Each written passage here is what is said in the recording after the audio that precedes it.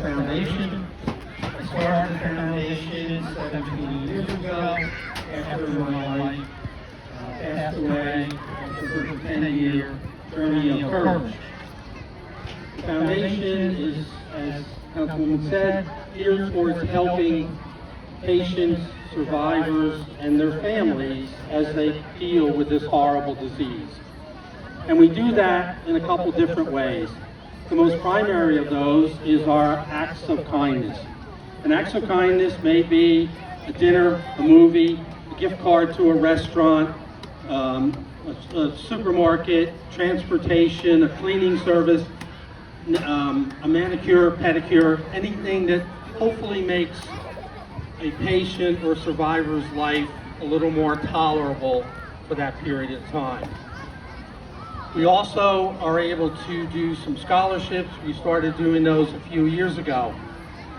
Minette was a nurse, a registered nurse, and we met at Seton Hall University. So we do scholarships for nursing students in the Seton Hall College of Nursing.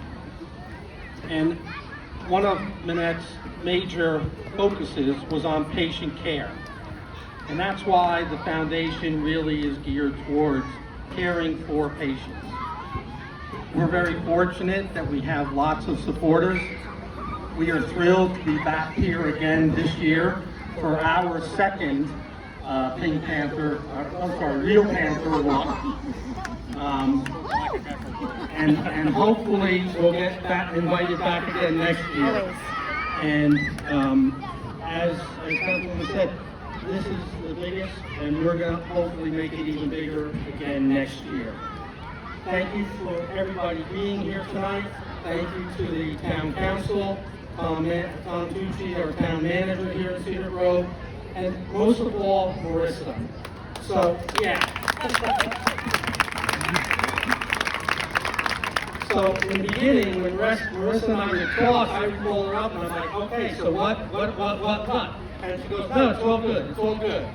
And even like yesterday, I texted her and I said, is there anything that I need to do? She said, no, we're all good. We got it all covered. So for me, this is one of those great events, and it's really a tribute to all the work that you do and everybody here in Cedar Grove. As many of you know, the Minette Angels was started and based in Verona. And as I said last year at the walk, Verona and Cedar Grove have always had this competition going on. And I'd like to think that competition is geared towards sports. But when it comes to fighting breast cancer, we are in this together, and we need to fight this fight together.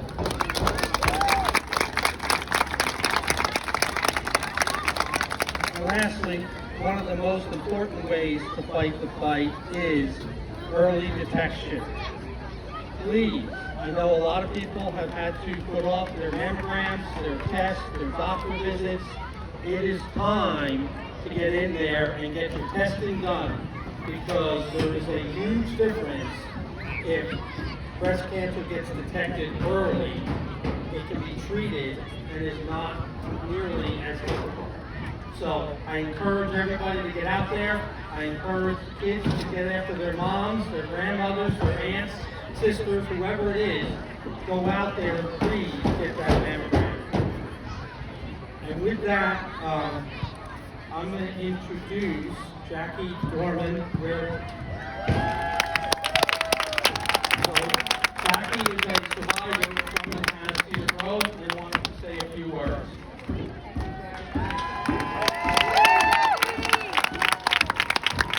Thank you all for coming out tonight to support breast cancer awareness. Kudos to the Cedar Grove Recreation Department and Minette's Angels for organizing such a successful event. I'd like to start out by saying something you've already heard 1,000 times. But guess what? You're hearing it for the 101. Go for your mammogram. If you know and love someone who needs to go for a mammogram, get them to go for a mammogram. Please don't put it off. It's so important. At this time, I'd like to mention two angels besides Minette, who are not physically with us tonight, but who are definitely here in spirit. The first being my sister sister-in-law, Catherine Dorman. She was taken away from us 2 years ago after battling cancer. She left behind a wonderful husband and 2 young children. The second is my mom, Catherine Gallagher, who passed away about 30 years ago. Patty was a strong religious woman who put up a great fight.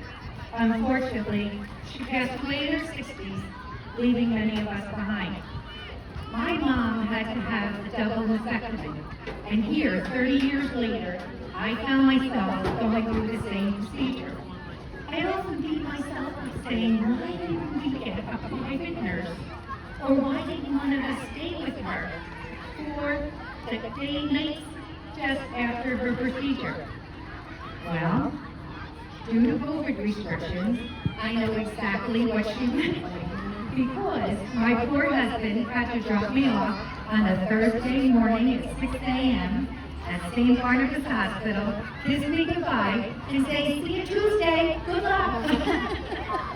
So unfortunately, I knew exactly what Patty went through.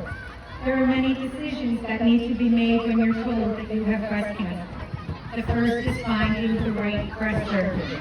My mom had been operated on by Dr. Alyssa Santora, a woman who actually graduated from Immaculate Conception, where my whole family had graduated from. When I called, I was told Dr. Santora does not do surgeries anymore, and one of her associates would get back to me. That was the game changer. I then met the talented Dr. Michelle Blackwood. I had a telemed appointment with her and my husband, and we immediately connected.